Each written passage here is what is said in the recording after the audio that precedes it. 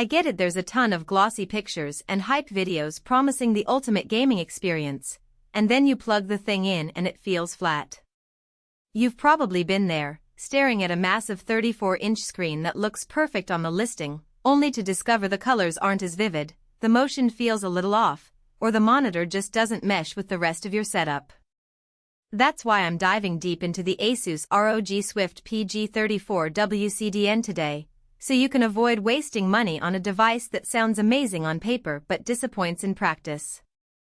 Link is in the description if you want to check the product details on Amazon. First off, this monitor lives in a niche that's been growing fast: ultra-wide, higher refresh rate panels aimed at competitive gamers who also want cinematic immersion. The 34-inch QD-OLED panel with a 1800R curvature is designed to fill your peripheral vision, while the 360Hz refresh rate and 0.03 milliseconds gray-to-gray response promise buttery smooth motion. Those numbers look insane, but the real question is whether they translate into a noticeable advantage for the kind of gaming you do, and whether the OLED technology brings any hidden costs. Let's start with the picture quality. QD-OLED means each pixel is an organic diode that can turn completely off, delivering what ASUS calls true black. In practice, that means deep, inky shadows that stay true even in bright scenes. If you've played dark shooters or explored horror titles, you'll notice how the black levels stay truly black instead of washing out into a murky gray.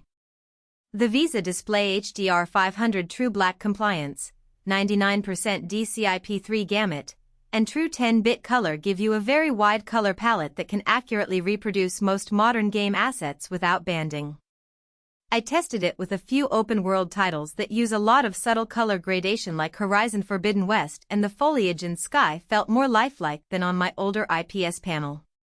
The RGB stripe pixel arrangement also sharpened text edges, which is a pleasant surprise if you also use the monitor for coding or browsing. Now, about that 360Hz claim. In fast-paced shooters like Valorant and CS2, the high refresh rate does cut down perceived input lag, but you'll only feel the difference if your PC can actually push that many frames.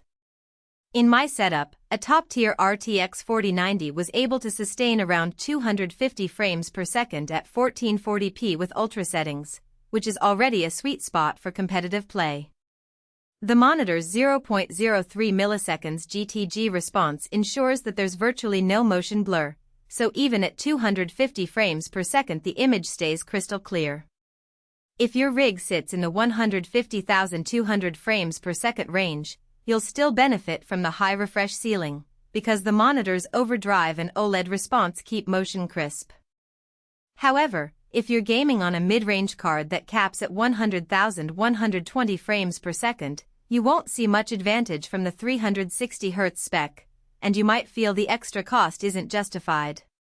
Speaking of cost, the price point is definitely premium. What you're paying for isn't just the raw numbers, it's the OLED panel, the built-in OLED Care Pro with a Neo proximity sensor, and the future-proof connectivity. The OLED Care Pro detects when you step away and instantly switches to a black screen, which not only saves power but also helps prevent image retention, a concern with any OLED device. In real use, that means you can walk away from a marathon gaming session and the monitor will essentially go to sleep without you needing to hit a button. It's a small convenience, but over weeks it adds up. Connectivity is another area where this monitor shines. DisplayPort 2.1 UHBR20 provides a full 80 gigabits per second bandwidth, which is essential for pushing 34401440 at 360 Hz with HDR. HDMI 2.1 is there too, so you could connect a next-gen console and still get 120 Hz at 4K, though you'd lose the ultra-wide aspect. The USB-C port delivering 90W of power is a game-changer for a clean desk setup. Just plug your laptop in, and you get video, data, and charging from a single cable.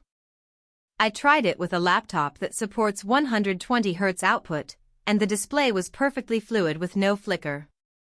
The built-in USB hub, while not massive, was enough for a mouse and a headset. Now, let's talk about the practical downsides. OLED panels are notorious for potential burn-in if static UI elements linger for hours. ASUS mitigates this with the Black Shield film that increases scratch resistance and supposedly improves perceived black levels, but the film doesn't eliminate burn-in risk entirely. If you run a game with a permanent HUD, or if you use the monitor as a workstation with static toolbars, you should enable the screen shift feature or rotate content periodically. Another quirk is the true 10-bit color pipeline. While the panel can display 10-bit color, you need a GPU and drivers that support 10-bit output to fully exploit it. In most gaming scenarios you won't notice the extra bit depth, so it's more of a bonus for content creators or photo editors who switch between work and play. The monitor also leans heavily on software for fine-tuning. ASUS's DisplayWidget Center is a neat utility that lets you export and import settings across devices.